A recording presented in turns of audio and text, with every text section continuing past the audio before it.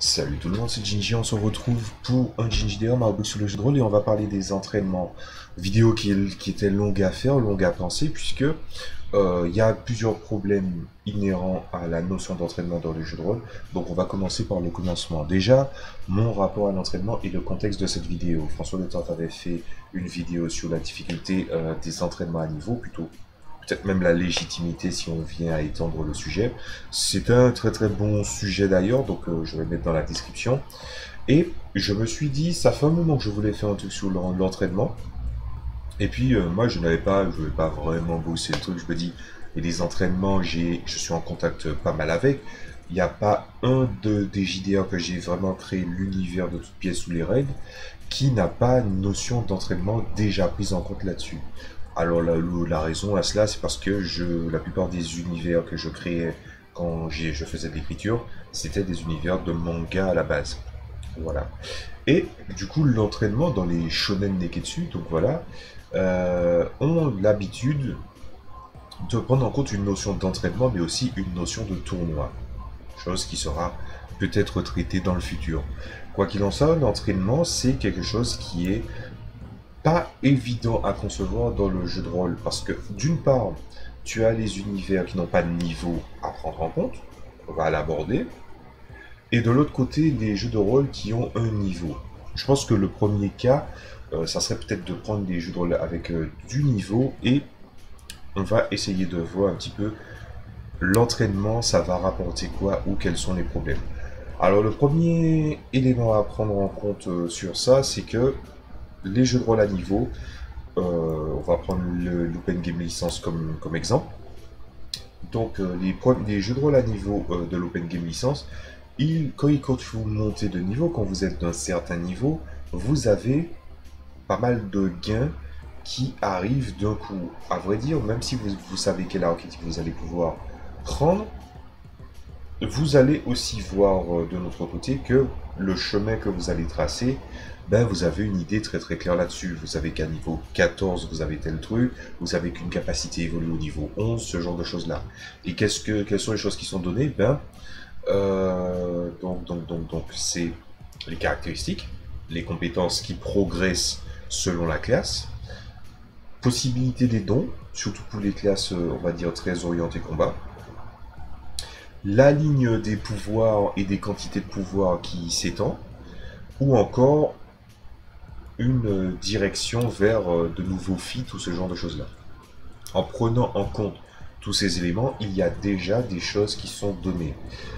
Après, il y a une autre facette, c'est peut-être, ça c'est quelque chose de particulier, mais peut-être que, par exemple en matière de langue, l'apprentissage des langues et est-ce que c'est assimilé ou pas, il y a un score de départ, mais on peut très bien apprendre une langue au fur et à mesure en la pratiquant et certaines règles ou certains éléments dans certains jeux de rôle à niveau, ou même du jeu de rôle tout court, l'apprentissage des langues peut s'apprendre surtout si vous avez une racine commune avec une langue bien spécifique que vous voudriez apprendre.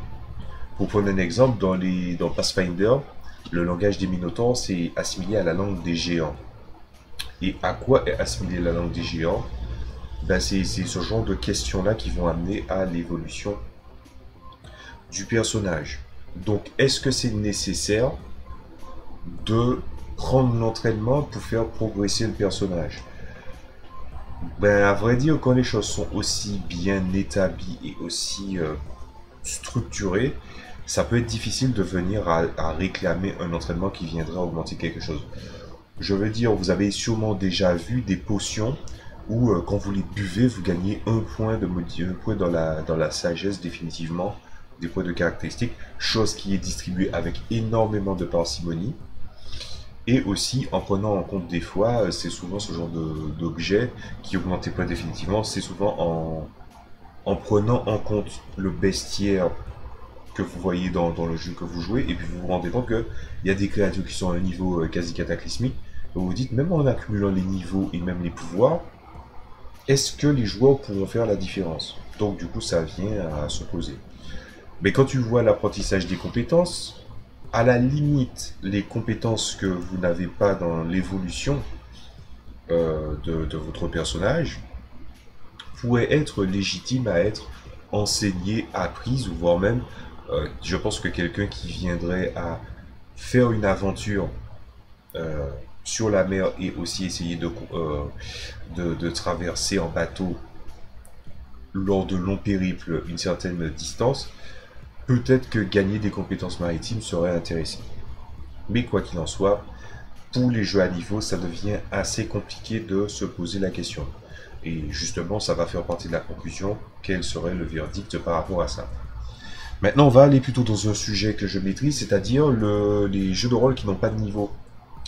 Alors, les jeux de rôle qui n'ont pas de niveau, quel est l'atout du jeu de rôle qui n'a pas de niveau? Ça dépend juste de la manière d'évoluer. Il y a des jeux qui demandent de l'expérience. L'expérience sert à beaucoup de choses. Le W système de luxe, par exemple, en fait partie. Mais jeux de rôle aussi, où la plupart d'entre eux, les dépenses ont des fonctions spécifiques.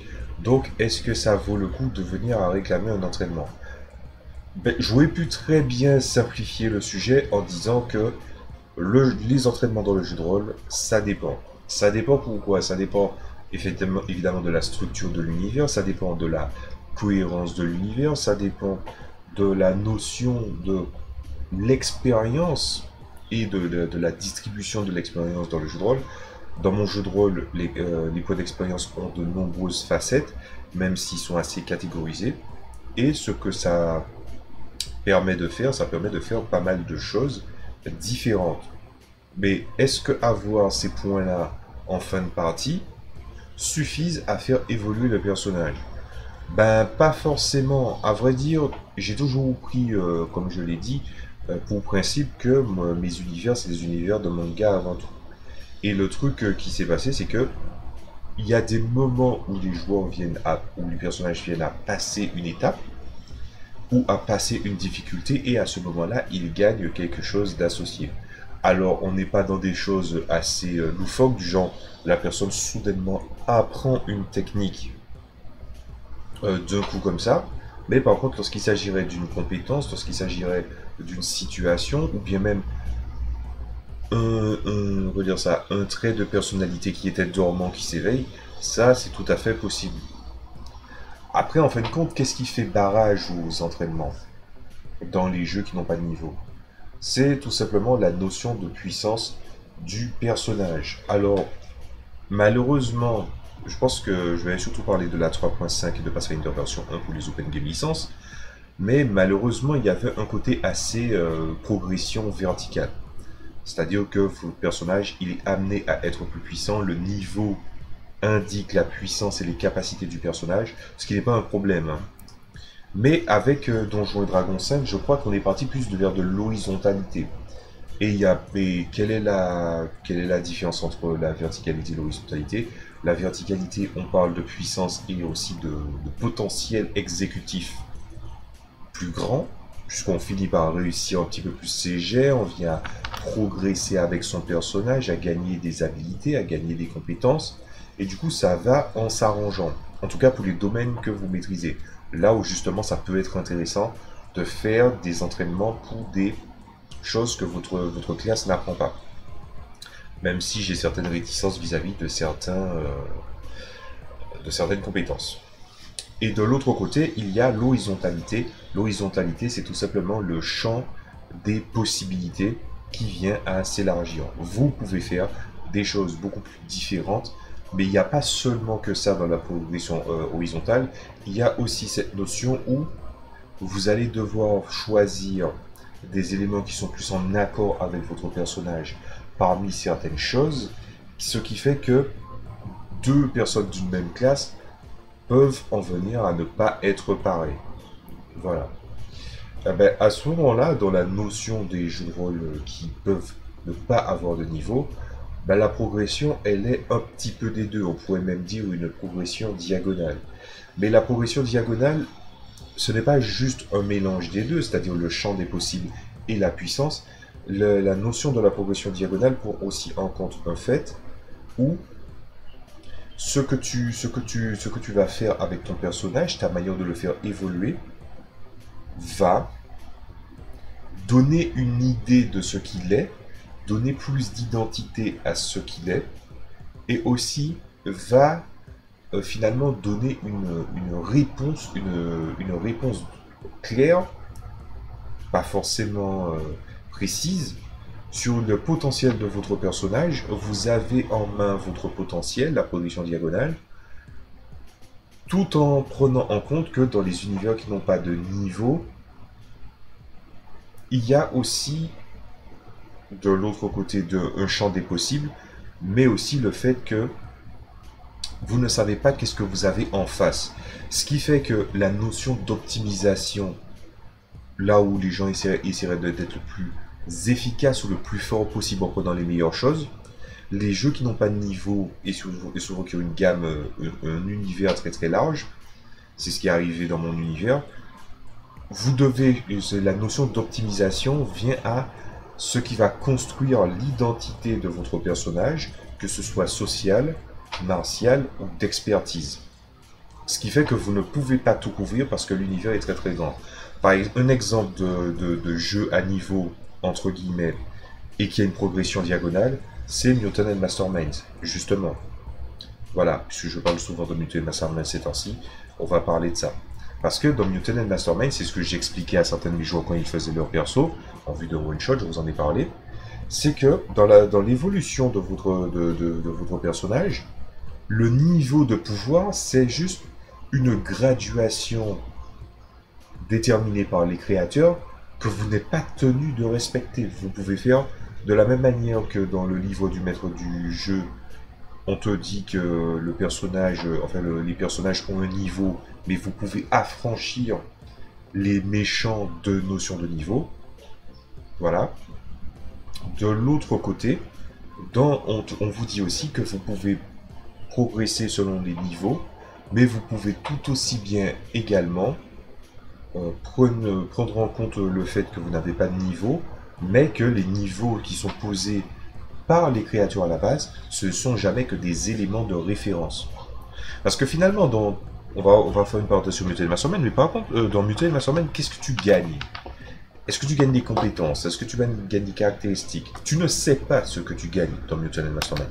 Quand tu montes de niveau, on te dit, tu as une plage de 15 points de pouvoir, et ces 15 points de pouvoir dépensés sont égales à un niveau. Voilà. Si vous avez vu, mais de mon côté de l'écran récent, vous voyez où je veux en venir. Et à ce moment-là, les choix ne sont pas obligatoires. Un personnage peut décider de monter que les caractéristiques, ou bien de monter que les sauvegardes, ou bien de monter que les compétences, ou de monter que les pouvoirs ou les dispositifs. Ça a l'air débile, hein, mais tu peux très bien faire un personnage comme ça. Par exemple, vous pouvez faire un personnage qui attire l'attention, mais qui sait qu'il a une grande défense et il compte avant tout là-dessus. Et que là où il va devenir intéressant, c'est ce côté où le personnage il a une certaine résilience, et par exemple, il pourrait monter que ses sauvegardes en priorité, et de l'autre côté, il met des compétences sociales pour provoquer les adversaires et le pousser pousser l'adversaire à l'attaquer, tandis que les autres, alors qu'ils ont quelqu'un qui arrive à encaisser les dégâts, ben, ils peuvent très bien faire le reste du travail en essayant de mettre l'adversaire à terre en profitant de ses faiblesses. Ça a l'air bête de voir quelqu'un qui est juste devant, qui est un héros, il croise les bras et puis il dit vas-y là, ta mère elle boit du Sprite. Et puis soudainement il se met à t'attaquer comme ça.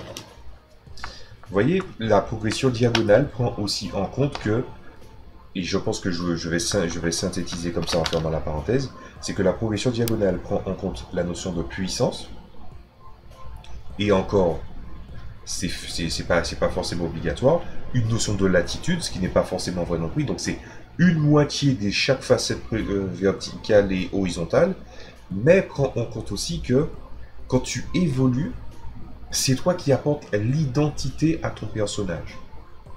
Voilà. Donc, on va arriver dans la dernière phase de la vidéo où on va se poser la question. Oui, mais les entraînements, est-ce que le but c'est seulement de devenir plus fort ou plus performant?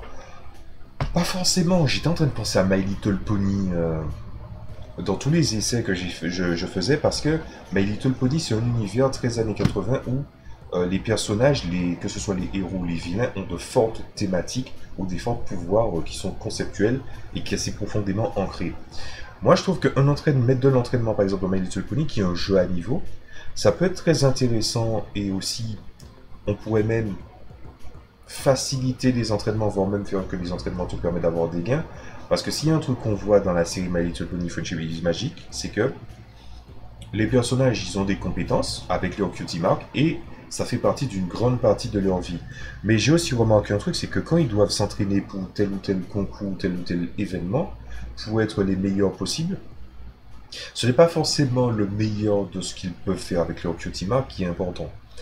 C'est plutôt ce dont ils sont capables avec leur sensibilité et leurs compétences qu'ils devront acquérir et aussi surmonter certaines faiblesses pour pouvoir essayer d'aider à une situation.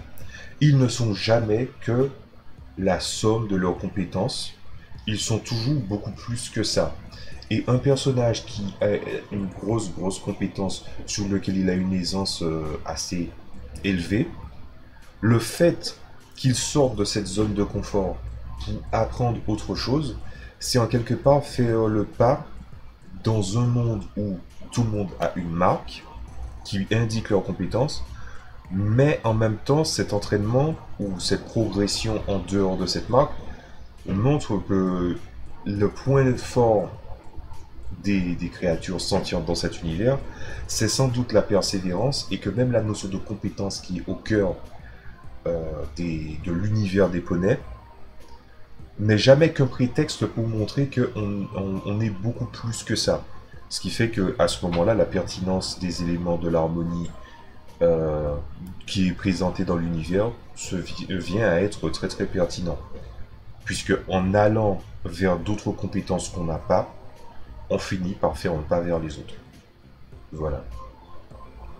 Bien, j'aurais pu parler de tas de jeux de rôle que je connais et de comment je gère, mais c'est aussi ça le truc avec l'entraînement, c'est que le sujet de l'entraînement, il est pas si... C'est pas que c'est pas intéressant, c'est plutôt que... Comment expliquer ça? Ça dépend d'un univers à l'autre. Donc dans ce cas, je pense qu'on va passer directement à la conclusion. La conclusion. Donc, la conclusion. Est-ce que l'entraînement, c'est quelque chose de bien? Oui, évidemment que oui. Est-ce que c'est quelque chose qui doit être pertinent ou bien présent dans tous les univers? Je ne pense pas. Il y a plusieurs axes pour essayer d'observer, pour voir si votre univers il est compatible. Déjà, est-ce que votre univers est très structuré? Quelle est la place de l'entraînement dans la diégèse de votre univers? Et là, je vais peut-être devoir étendre ce point-là. La diégèse de l'univers, c'est ce qui se passe au cœur de la narration de l'univers. L'entraînement, pourquoi je parle de la diégèse et de l'entraînement? C'est parce que l'entraînement est quelque chose qui a l'air important. Mais souvent dans une histoire, que ce soit une histoire racontée ou voire même dans le jeu de rôle, le fait que les personnages s'entraînent peut être juste suggéré. Comment soudainement un personnage qui est de niveau 1 passe au niveau 2 gagne ses capacités? Bah, peut-être qu'en prenant en compte que oui, c'est la fin de la session et il s'est entraîné entre deux trucs, la pertinence, on peut la mettre là, même si on ne fait pas toujours comme ça. Et voilà. C'est une possibilité. Mais imaginez par exemple un univers comme, enfin pas un univers, mais un système comme le W Système de Luxe. C'est un univers cinématographique.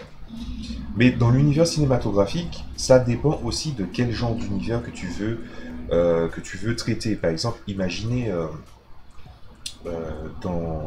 un scénario à la Expandable. Vous savez que vous êtes des mercenaires qui ont choisi de faire ce qu'ils font, mais ils savent qu'à tout moment, ils peuvent très bien être en danger, voire même mourir en mission. Donc, faire une phase de préparation où, presque à la manière d'une cinématique, les personnages viennent à aller récupérer leurs équipements, à aller s'entraîner et à aller essayer de travailler leur résolution ou essayer de se préparer mentalement, ça peut faire partie du processus narratif dans l'histoire. Mais pourtant, il y a aussi ce genre d'univers cinématographique où tu dois passer d'un point à l'autre, de pays en pays, que vous êtes dans une course contre la montre, à quel moment tu as le temps de t'entraîner, ben en fait, tu n'as pas des masses de temps pour pouvoir t'entraîner. Donc, c'est ça que je vais dire par la notion de diégèse. Donc, on a des, pour rappel, on parle de structure, on parle de diégèse, ensuite on parle de notion de, finalement de considération de la progression, que ce soit que vous ayez des niveaux ou pas des niveaux, c'est-à-dire est-ce qu'autoriser les entraînements va venir bouleverser certaines choses. Alors ce troisième-là, il est beaucoup plus sensible comme sujet. Pourquoi? Parce que un joueur peut dire je veux m'entraîner et vous lui accordez l'entraînement et qu'il progresse et qu'il avance parce qu'il a réussi ses jets. Et de l'autre côté, quelqu'un veut s'entraîner et il rate ses jets plus souvent, voilà, pas parce qu'il n'est pas compétent, mais juste parce qu'il n'a pas de chance. Et à ce moment-là, ça peut le frustrer. L'entraînement peut être vecteur de frustration. Et d'ailleurs, je pense que c'est le quatrième point que je vais ajouter, c'est le vecteur de frustration. Alors, quels sont les différents vecteurs de frustration pour les entraînements? Déjà, on a vu, c'est-à-dire, il y a des joueurs qui veulent une notion de hasard, et voilà. Après, il y a des fonctions comme dans Donjons et Dragons où on te dit, tu peux prendre tel ou tel résultat en moyenne et donc le convertir en temps. C'est une façon de faire intéressante, mais je pense que si c'est quelque chose que vous venez à appliquer souvent, vaut peut-être mieux doubler le temps alloué à l'entraînement. Je pense. Ensuite, le deuxième point, vecteur de frustration, pour moi, c'est le grinding. Je peux vous dire, en énorme connaissance de cause, que le grinding, c'est le cancer du jeu de rôle. Pourquoi j'ai conseillé et j'ai expliqué à mes joueurs récemment que Mutant Mastermind c'était bien? C'est parce que je leur ai dit, Mutant Mastermind, tu sais de quoi ton personnage est capable, et ça permet de simuler tous les univers que tu veux, ce système, et que s'il y a un truc qui te fait chier, et ce truc-là, c'est la logistique. J'avais parlé par exemple du cas de faire par exemple un univers médiéval fantastique à les chroniques de Lodos. Pour ceux qui connaissent ces OAV, voilà. C'est sur ADN pour ceux qui ont un compte ADN.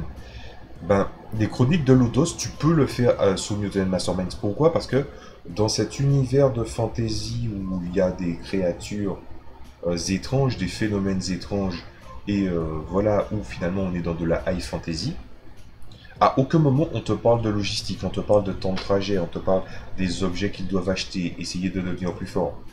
Et j'ai envie de dire, ce côté logistique-là, personnellement, même dans les récits récents en matière de manga et d'anime, ça commence à être chiant parce que le médiéval fantastique commence à devenir le cancer du manga, et de l'anime, et des light novels, et du jeu vidéo. Et ça, c'est depuis longtemps, ça. Donc, le travail du grinding, le grinding, c'est quoi? Le grinding, c'est essayer de progresser pour être le plus efficace et le plus fort possible, d'essayer finalement de payer, ou plutôt de, comment dire ça, de se faire payer pour les efforts et les récompenses et les gains qu'on a eus. C'est-à-dire, j'ai accumulé pas mal d'argent, ça serait bien que je mette mon équipement à jour. Ou bien que je m'entraîne pour devenir plus fort. Je peux me dire que j'ai réussi à rendre dans mon univers la recherche sur, comment dire ça, les recherches sur, merde, à la bibliothèque et dans les librairies, j'ai réussi à rendre ça bankable et de manière légitime. En prenant en compte tous ces éléments-là, c'est des gros vecteurs de frustration. Ensuite, évidemment, il y a voilà, il y a les trucs, il y a le phénomène des lancers de dés, il y a le temps qui est alloué dessus. Il y a pas mal de points qui viendraient à peut-être contredire l'utilisation des entraînements. Mais s'il y a quelque chose que j'ai à dire pour ceux qui ont envie de mettre de l'entraînement, dans mon univers, il y a d'énormes garde-fous. Dans chaque univers que j'ai fait, il y a des garde-fous qui fait que les entraînements, les gens ne se rouillent plus dessus.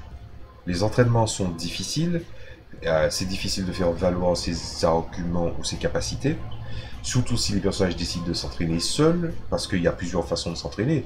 Tu peux payer et puis après c'est juste que tu as jusqu'à ce que tu maîtrises la formation que tu as faite, ou bien tu peux décider de t'entraîner tout seul. Quoi qu'il en soit, les entraînements c'est quelque chose qui normalement a une symbolique assez forte et aussi des conséquences qui peuvent être désastreuses. Par exemple, imaginez vous être blessé, voire pire, dans un entraînement. C'est tout à fait possible. Donc au final, la notion d'entraînement doit être utilisée avec énormément de parcimonie. Et si vous voulez le faire, mettre les entraînements, il faut aussi que vous mettiez en face des joueurs des conséquences. Par exemple, ok, ils ont décidé de s'entraîner pendant 3 mois, mais leur but à la base dans la campagne, ou plutôt dans l'arc narratif dans lequel ils étaient, c'était d'aller combattre le roi dragon de mes couilles. Ah ben vous savez quoi? Ils ont gaspillé 3 mois. Ça veut dire que le MJ doit prendre en compte pendant les 3 mois qu'est-ce qui s'est passé, comment ça a évolué du côté de l'ennemi. C'est une façon de faire. Je pense que les entraînements, ça c'est en fonction de l'univers, ça peut avoir une tenue ou une approche différente, mais qu'il ne faut surtout pas oublier ces racines-là, c'est-à-dire la frustration, la diégèse, les mécaniques, et aussi la sensibilité des personnages, ou plutôt des joueurs, vis-à-vis de l'entraînement. Est-ce que c'est vecteur de frustration ou pas? Voilà. Bon, je pense que je vais vous laisser sur ces réflexions. Dites-moi ce que vous en pensez en commentaire. Moi, je vais faire quelques préparations en vue du contenu qui vient sortir le mois prochain. Je vous dis à la prochaine fois. Salut à tous.